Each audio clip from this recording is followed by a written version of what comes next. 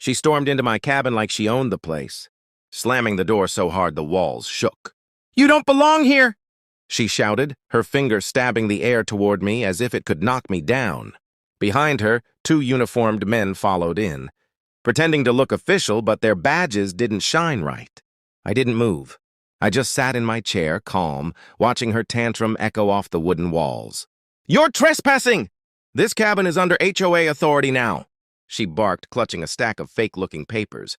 The fake cops shifted awkwardly, waiting for me to panic. But before I could even open my mouth, a quiet voice came from the corner. "Is that so?"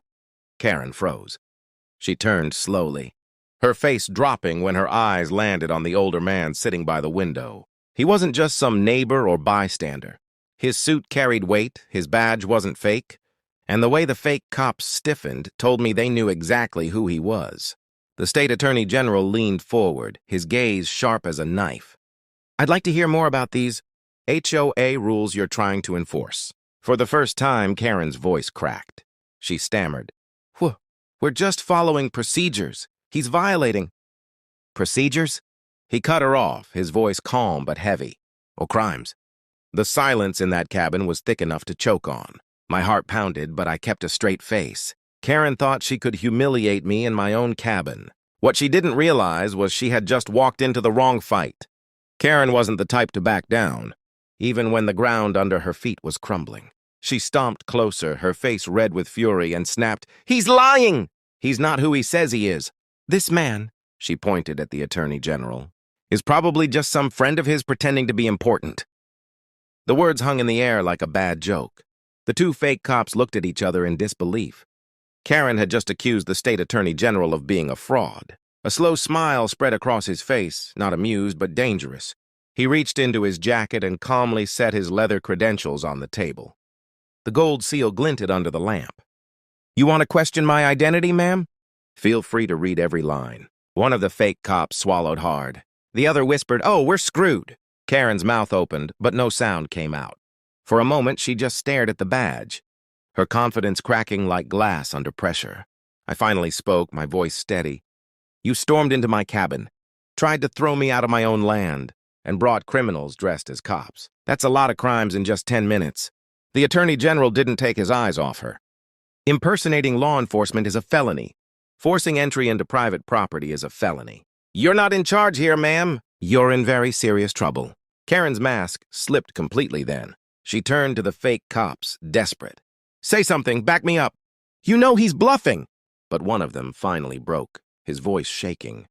"Karen, I'm done with this. I didn't sign up to go to prison. She paid us to play cop. None of this is legal." The room went dead quiet. Karen's jaw dropped, her eyes wide with betrayal. She had just been sold out by her own men. Karen's nails dug into the clipboard she was still clutching, her voice rising into a near scream. "You coward! You were supposed to protect me!" She spun back toward me, her fury snapping like fire. "This isn't over. You think you can hide behind some fancy title? I'll have the board sue you, The Attorney General cut her off with a calm but razor-sharp tone. "You'll do nothing but answer for what you've already done." He stepped closer, his presence so steady it silenced even the fake cops. "And if you think you're going to bury this in paperwork, you should know something." He paused, his eyes flicking toward me with a knowing look. "The man you tried to throw out of his own cabin happens to be my lead investigator." Karen blinked, her anger faltering for the first time. What? I leaned forward slowly, letting the weight of his words sink in. "That's right. I wasn't here on vacation. I was here because we've been building a case on you and your little HOA empire for months. Every fake fine, every forced eviction, every illegal lockout, it's all documented." The color drained from her face. The fake cops shuffled nervously, clearly realizing they had walked straight into a trap. Karen tried one last desperate angle, her voice cracking. No, you can't. You don't understand. I run this neighborhood. Without me, it all falls apart." The Attorney General's expression hardened. "What falls apart is your illusion of control. And tonight it ends." For the first time, Karen actually took a step back. Her arrogance had carried her straight into the jaws of something she couldn't bully her way out of. Karen's eyes darted around the cabin, her breathing sharp and uneven. She backed toward the door like a cornered animal, clutching the clipboard to her chest as if it could shield her. "You have no proof," she shouted, her voice cracking. "This is just harassment. I'll leave and call my lawyers." But the Attorney General didn't flinch. He tilted his head slightly, almost like he'd been waiting for that line. Then, with a subtle wave of his hand, the door behind Karen swung open. Real deputies in crisp uniforms filled the doorway, their badges gleaming under the porch light. The sound of boots on wooden floorboards echoed as they stepped inside. One officer spoke firmly, "Ma'am, step away from the exit." Karen froze, panic flashing across her face. She looked at me, then at the Attorney General, then at the fake cops who were now pale as ghosts. No, you can't do this." "I'm the one in charge here," she cried, her voice desperate, almost childlike now. One deputy calmly produced a folder. "We have warrants. Dozens of residents filed complaints. Fraud, extortion, harassment, trespassing. You've been at this a long time, Karen." The Attorney General's voice was steady, almost cold. "You wanted to play authority? Now you'll answer to the real one." Karen made a sudden move, trying to shove past the deputies, but they were faster. Her clipboard clattered to the floor as her arms were pinned behind her back. The sound of handcuffs locking echoed in the cabin like a final verdict. The fake cops didn't resist. One of them raised his hands immediately. We're done. We'll testify against her." "Just don't charge us like her." I sat back, finally letting the tension ease from my shoulders. Watching her dragged away, screaming about how the neighborhood needed her, felt like watching a storm finally break after years of damage. The deputies dragged Karen out onto the porch, her voice carrying through the night like a siren gone wrong. "You'll regret this, every single one of you," she screamed, kicking against the cuffs, but no one was listening anymore. The neighborhood had already gathered outside, drawn by the flashing lights. Porch lamps flicked on one by one, and soon a small crowd of residents stood at the edge of the gravel drive, watching the woman who had terrorized them for years finally lose her crown. Whispers rippled through the group. "Is it true? They finally got her? I knew those fines weren't real." Some people even smiled, relief washing over their faces. A man stepped forward, his voice trembling but firm. "She locked me out of my own house last winter. Said I hadn't paid dues. I almost lost everything because of her." The Attorney General heard him and gave a slight nod. "That ends tonight. Every illegal eviction, every dollar she took, it'll all be returned." His words carried, steady and strong, and for the first time, the neighbors believed someone was finally on their side. Karen thrashed in the deputy's grip, her power crumbling in front of the very people she claimed to rule. "You need me!" she shrieked. "Without me, this place will fall apart." But the silence that met her was heavier than any insult. Nobody defended her. Nobody cared.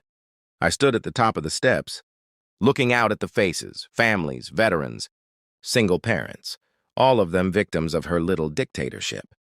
For once, they weren't looking at me with suspicion or fear. They were looking at me with gratitude. The Attorney General stepped closer, his hand briefly resting on my shoulder.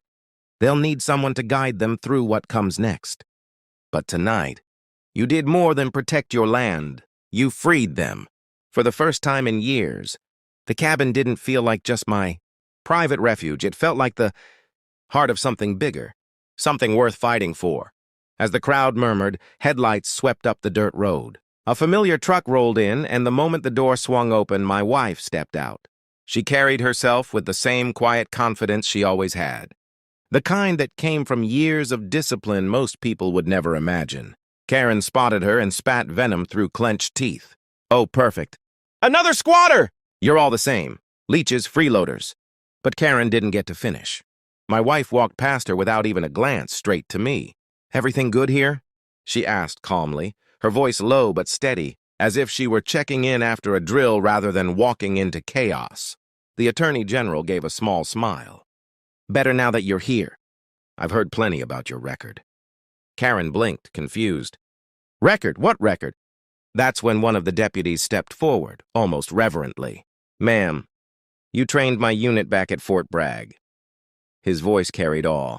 And suddenly the whole mood shifted. The neighbors, the deputies, even the fake cops turned their eyes toward her. Karen's face twisted in disbelief. "You're lying!" "She's nothing. But my wife met her gaze unflinching. I trained men who went into combat zones. I commanded teams that never lost a mission. And you? You tried to play dictator over a neighborhood barbecue committee. She let the words hang cool and sharp, while Karen's fury turned to silence. The Attorney General folded his arms. I'd say that settles who actually commands respect here. The crowd erupted into quiet applause, not staged, not forced, just the release of years of fear and anger finally lifting. Karen's threats had lost all power, drowned out by the simple truth standing in front of her. And for the first time that night, I realized this wasn't just justice. It was closure. The deputies loaded Karen into the back of the cruiser, her shouts fading as the car rolled down the gravel road. The night grew quiet again, the air heavy with pine and lake mist.